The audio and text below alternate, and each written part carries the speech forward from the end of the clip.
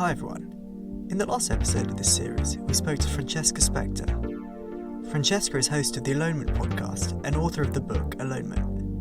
We spoke about what alonement means and why it's important to develop the skills to be by yourself. As ever, if you enjoyed the episode, please give us a rating and a review wherever you get your podcasts.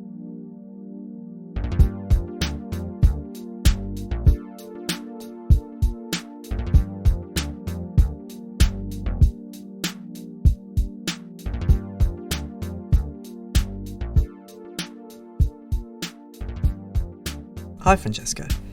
So our first question was always what your personal relationship with mental health looks like. Start by saying I haven't had a diagnosed mental health disorder before. I experience gloom in the same way that sort of everyone does on occasion, but I think that at this point in my life, I have been lucky not to experience anything diagnosed. And I also haven't had therapy, although I do think that everyone should have therapy at some point in their life. I think it's, if you are able to, at some point, it's something that's very important for people to know that they are able to have without stigma. And in a professional way, so I run a platform called Alonement, which is a blog and a podcast, and very excitingly, an upcoming book about the positive side of spending time alone. So through that platform, I connect with a lot of different people about their experiences of spending time alone. And my aim is to encourage people to be able to view that time as a positive experience, or at least something that has the potential for a positive experience, because I think that not being able to be happy spending time alone can be the root of poor mental health and indeed mental health disorders. Yeah, absolutely. I think one of the big things in when you are really suffering with your mental health is it is very hard to spend, especially with something like depression, but also with a lot of other mental health issues, is when you are spending time alone and you have that time, it can lead to a lot of rumination, which kind of, well, in my experience, just leads to that negative downward spiral, which can be sparked incredibly quickly. So if you don't have the tools to know how to cut that off, or how to spend time alone, it can really be difficult. So why was this an important thing for you to do? So it began with a personal story. So 2 years ago, I broke up with my boyfriend, and it was that sort of time in your late 20s where you can go one of two ways. And, it was either getting engaged or it was splitting up. And that's what we did. But when I ultimately had to make that decision, I realized that it had been put off for a really, really long time, for probably about the last 8 months of our 2.5-year relationship, because I was scared to be alone. And equally, I think he was also scared to be alone. I think that both of us had realized that the relationship had taken its course, but we were too afraid to admit that to ourselves because we didn't have the capacity to be apart. And of course, alone isn't the same as single, but when you are in a cohabiting, very close relationship romantically, and then you split up, that there is a lot more alone time associated with that.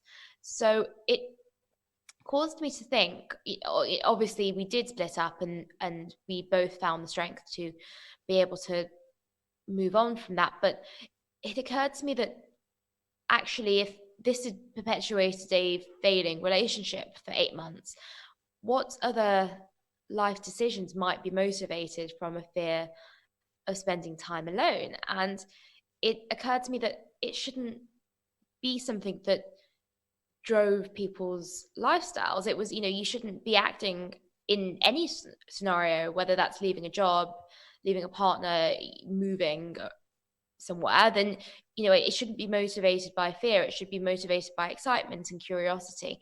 So that was something that I began to work with, and of course I was spending a lot more time alone, and I still am an extrovert, but I called myself an extreme extrovert back then because I got all my energy from being around other people.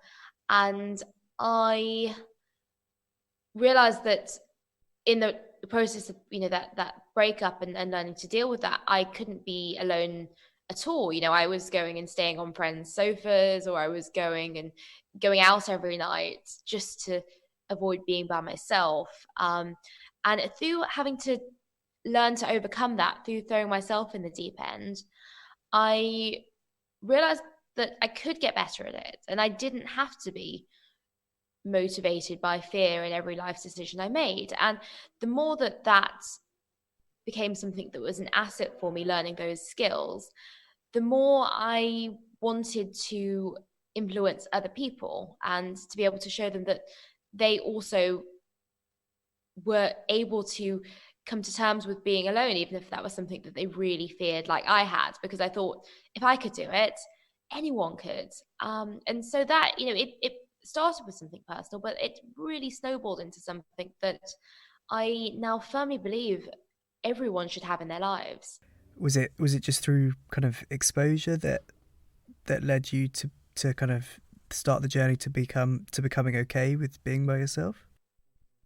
Yes, so I mean, classic exposure therapy, stuff like going to a cafe alone on a Saturday morning, to eat breakfast by myself. That was something that I never in a million years thought I could have done. And I just my rule was that if I would like to do something with someone else, I needed to learn to do it by myself, just so I had the option. Was that through kind of fear of, I don't know, maybe social judgment that you're on your own, or just because it was uncomfortable to be in your own mind? I think so. There were multiple things going on there, and I think that I talk about this in my upcoming book. Actually, that there is the sort of public fear of being alone, and I think that's almost we project our sort of own fears of, as you say, being with your own thoughts onto that scenario a bit. But there is very much that sort of stigma state. I used to think, oh, what if my ex-boyfriend or a friend of mine or anyone spotted me out alone, and that does come from a fear of looking like you have no friends in public, and there's studies into this again that I discussed in my book. And so there's that, and then there's the fear that you don't think that you're going to enjoy spending that time by yourself. So I think that because we're so unused to doing something, you kind of can't almost envision yourself in that scenario alone. And then, yes, of course, there is the fear of your own thoughts, which sort of applies to a fear of being alone anywhere, whether that's in a cafe or in the privacy of your own home. But I think that it comes into play when you're in a public space, because you kind of those own thoughts at that time might be things like ruminations like, oh, I look like an idiot here by myself. So that definitely does come into play. Although I will say that perhaps you're a bit more distracted in a public place because there's things like people watching, or if you're at the cinema, you're there with a film, so the fear of your own thoughts isn't as relevant in that particular scenario, maybe. What were the kind of really positive things that you learned, maybe about yourself, or new hobbies that you found, or what kind of, it might have been nothing, but what kind of activities did you fill that time that you spent by yourself with? Okay. So yes, I'll start by answering. So hobbies and activities and things that I ended up doing by myself. I initially was just trying to replicate things that I'd done with other people. So it would be things like going to a cafe, going to a restaurant, going to the cinema, and going. I already did this, but going to exercise classes, or going to an exhibition, or going to if for instance, I remember I saw tickets for Hannah Gadsby, one of my favorite comedians. Wow, and I didn't even think twice about booking a ticket. And before that, I would have thought, oh, who can I convince to go with me? But now it wasn't an issue. So I would, again, I just had that blanket rule. If I would do it with someone else, I need to learn to do it alone as well. And then through that, so at the moment, I'm doing something called 28 days of alonement to run alongside the current second lockdown, which we're now in here in England. And I have been trying to do a novel thing every single day, which has been really interesting because it's really encouraged me to branch out and to try new things. So, for instance, yesterday I did some painting I got some acrylic paints out, and I did a painting class to paint a female nude in various bright colors on a canvas. And I'm not artistic in the slightest. So I'm creative, of course, but I don't have any, I have much aptitude for painting or anything, or at least I've never tried. But it's been really amazing trying new things by myself. And I've also been attending online lectures. Gresham College does some really amazing online lectures where they stream previous academic lectures in just about any subject you can imagine. I went to an English literature one because that was my initial degree. But yeah, so lots of different challenges. And again, it's that thing about, not having the absence of another person, because of course we're currently in lockdown and I live alone. So there really isn't another option. Not letting that be a barrier to trying new things as well as doing things that you like to do anyway. For a lot of people, when they are kind of at the nadir of their issues with their mental health, they stop doing stuff that they previously enjoyed, and maybe that's because they think they can't do that alone, or because they think it wouldn't be as enjoyable alone. So you almost kind of deprive yourself of those things that actually might help. So for me, I would, I've got a good group of friends, and I'm a sociable person, but I would have never thought about going. One of my hobbies is playing golf. I'd have never thought about going to play golf on my own, partly because of the fear that someone might see me, playing alone. But throughout the first bit of lockdown, when things started to open up a bit, it was something that I went and did by myself, and I kind of lost that fear of doing it by myself. And actually, I found it one of the most kind of relaxing, almost kind of mindful things to do, just to be kind of, I suppose it's a bit like going for a walk, but being outside by myself. And I just found that it wasn't something that I'd ever thought about doing before because of the fear. So I No, suppose. although that's very, very interesting with golf. I mean, I think I suppose it's different at the driving range, but I don't know much about golf, but I do imagine it does lend itself to that solitary activity. But it's so interesting that that's not something that you've previously done alone before lockdown. And also, I think you mentioned mindfulness. I think it's really interesting actually from a mindfulness perspective, because at the heart of it, mindfulness is doing one thing at once. And if you're doing anything with anyone else, whether that's playing golf or, eating at a restaurant, your attention is going to be distributed between the activity and the person you're with. Whereas I think that you can be so much more mindful doing any activities with alonement in mind. I suppose there's a reason why kind of monks go off to live in caves by themselves to find their kind of nirvana and stuff.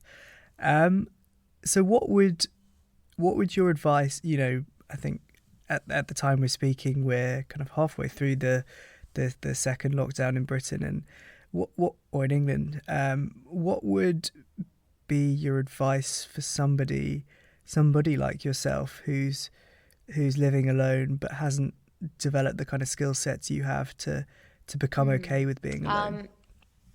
It is interesting. I mean, you say skill sets, that is absolutely how I see it. So we talk about social skills a lot, that they're such a vital thing when you talk about kind of primary school education as well. They talk about the development of children's social skills.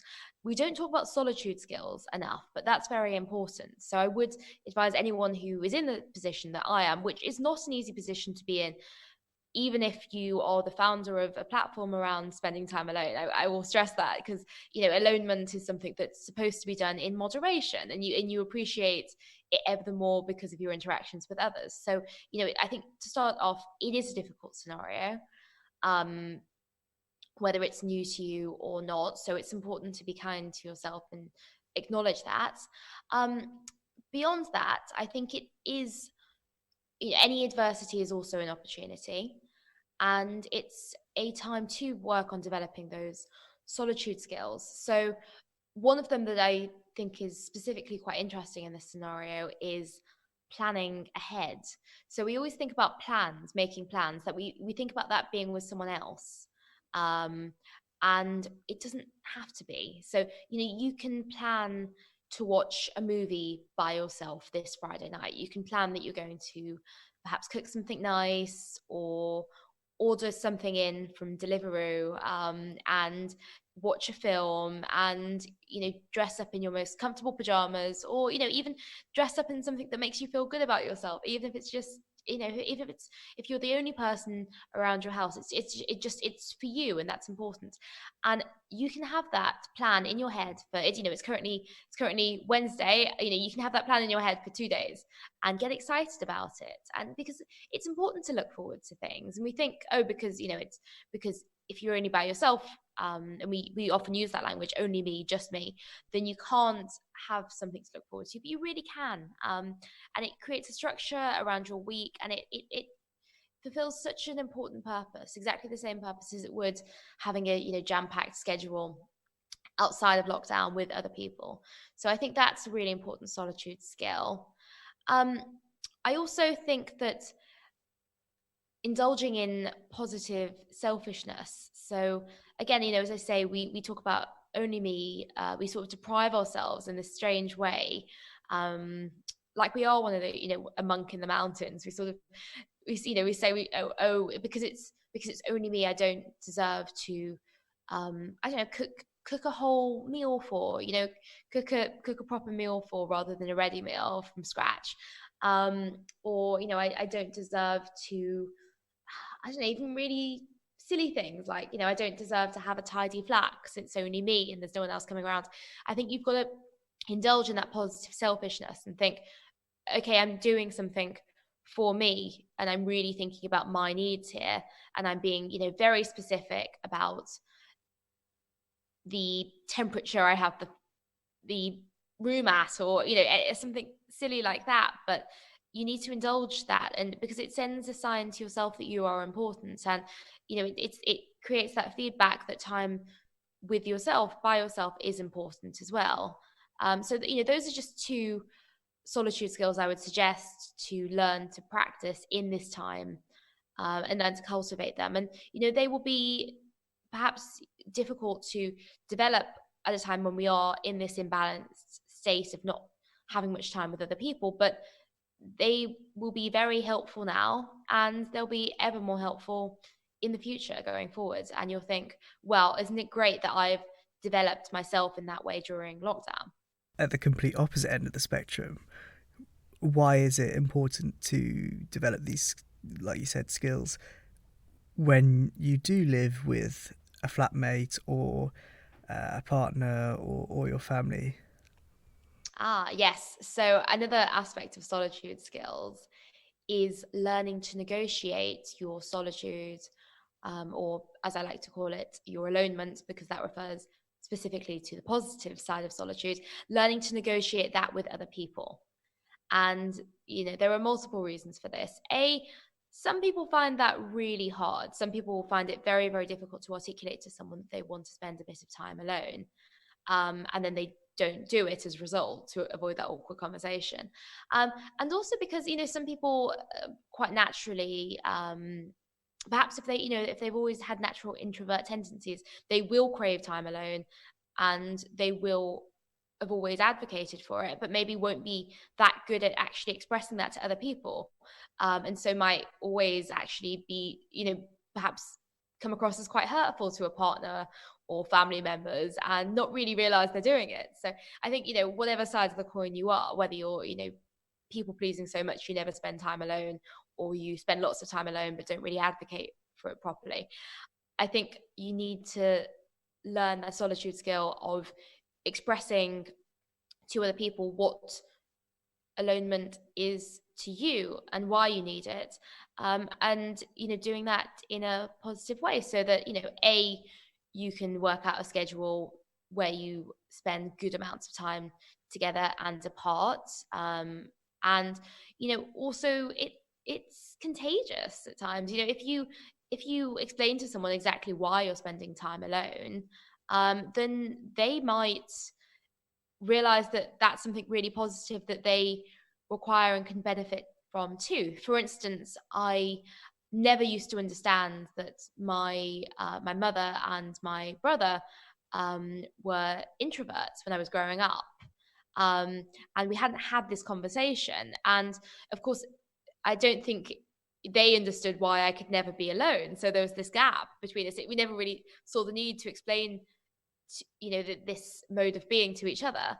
And actually, I through learning more about their introvert tendencies and what they get from their time alone, I've learned from them. And actually, it's been a big inspiration behind Alonement. So through having that sort of solitude skill of being able to talk about solitude at the base of it, it's been a really positive, a really positively contagious thing. Has it improved your relationship with people that you're close to, like your family? Oh God, so much, so much. I think that I will almost, it sounds strange, but almost give the gift of solitude sometimes. For instance, if I'm, if I rung my mother up, and I just want to talk about something that's happened in the day, but I can tell that, for instance, she's been very busy during the day, had a really long day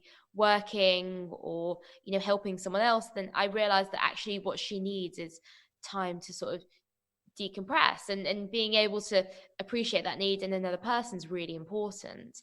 I think also it's interesting romantically, obviously, outside of a pandemic, but for a large period of last year I was dating someone who was very, very introverted. And again, I sort of really appreciated that quality in him. But I would never, before the last couple of years, I would never have been able to date someone introverted, because I would have always assumed that that would have been an affront towards me, that the reason that they didn't want to spend every minute of every day together was because they didn't like me enough. And that was not the case. It was something that became a value in our relationship. So that was a very nice thing to realize. Yeah, that's really interesting. So to kind of wrap things up, we always ask how you personally look after your own mental health, even if that's someone like you who's never had a formal diagnosis or never experienced something on the harder end of the spectrum, to anyone who's just when you're feeling a bit blue. Mm. Yes, I mean it is interesting when we talk about mental health, because yeah, as we say, we do specify the sort of formal diagnosed um, end of, if you call it a spectrum, or however however you see that. But I do think I do have the capacity to have poor mental health, and on a daily basis, I do things that I think I would be lost without, which includes every morning I do. It's a term devised by Julia Cameron. I'm not sure if you've come across it before, which morning pages. So I effectively write a journal every morning. I write 3 pages of sort of stream of consciousness, whatever's on my mind, and that really helps me to get set up and not to sort of fall into rumination habits, because it's almost like if I have a negative thought, I've written it out longhand, so I don't dwell on it during the day. And that helps to remove those mental blocks that can sort of drag me down and get me into a state of sort of, poorer mental health. I also think of exercise and being outdoors, especially right now, but generally it's absolutely, that is the single biggest contributor to positive mental health for me. And then, I never used to realize that. I was never, growing up as a child, as a teenager, as an early adult, I was never particularly active, but that is something that's so important for stress levels and for endorphins. And I especially found this when I had COVID at the very start of the pandemic, and back in sort of late March, and I doing HIIT workouts in my flat every day was the thing that stopped me from getting into a pretty negative state, from living alone and not being able to leave. So so yeah, journaling and exercise are the real things that are important to me. And I think I also want to say, and this is the thing that distinguishes alonement from the way that a lot of people see, sort of solitude and being a pioneer of solitude. I think that connecting with others is really very, very important. You need to, another solitude skill, in fact, is moderating your alone time and balancing that with time with other people. And so, I think that I make sure that I at least have a phone conversation with someone every day, even if I don't physically see another person for a walk or whatever. And that, again, that's a really energizing thing, especially as an extrovert. I do, although I think everyone needs, a dose of social stimulation. I think that really helps me, a, appreciate my alone time in contrast, but b, it does give me that energy, and that connection, and that reminder that whatever you're dwelling on in that day, you're not the only person in the world. And I think it's very important to remember that. That's quite interesting actually, because outwardly it would seem that that phone call is something you're doing because you need to chat to someone or because you're a social being, but you probably have, or you might do, but you probably have no idea what the power of that is to somebody else. If they were struggling and, even if they were just feeling a bit down one day, if they, getting a seemingly random phone call from someone just to chat is actually, something that can really brighten someone else's day. So it's kind of, it's a very two-way benefit Thing. there. Well, yes. I mean, I don't sort of just trawl my phone book endlessly and just pick a random person. Although that might be a good exercise, I must say. But no, but generally there's maybe a core of sort of maybe 6 or 7 people that I'll talk to on the phone at some point, and that includes family members and close friends. And I don't, I think sometimes we think about, phone a friend as a sort of mental health tool, and which is very important. But I think sometimes the conversation is around almost like putting, not putting a burden on someone, but yeah, as you say, sort of using that person to help you. And actually, I don't see it that way. I see it as an energy exchange. I think that if that circle of people in my life, I am that person to them too. And I am, obviously there are times when you need, someone might call you and say, look, I just need to vent, or oh, I've had a really, really horrible day. But often I think these exchanges are mutually energizing for both of us. And you sort of have your, how do you put it, you sort of you have those people that are, they sort of bolster you, and they are, you know that your happiness is, is in part down to your relationship with them. And it works both ways, is what I'm trying to say. It's not,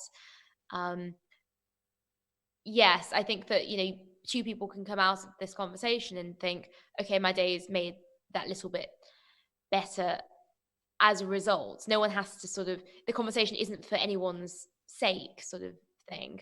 Specifically, it's for you both, and it's something that is a sort of, yeah, it's a sort of mutual boost. Yeah. Uh, and how can we find out more about the podcast? When does the book come out? Where can we find out more about all of your other writing? So my blog is alonement.com, and on there is a link to the upcoming book, to the podcast. The podcast Alonement is on Apple Podcasts and Spotify. So there's 2 series so far. The third series will be upcoming in sort of January next year. So you can search for that on, yes, Apple Podcasts, Spotify, and any good podcast provider. And yes, the book, the very exciting thing, is being published by Quercus next year. So that's 4th of March next year. And that's available currently on Amazon and Waterstones to pre-order. Brilliant. That's been really interesting. Thank you. Brilliant. Well, lovely to speak to you, Harry. Thank you.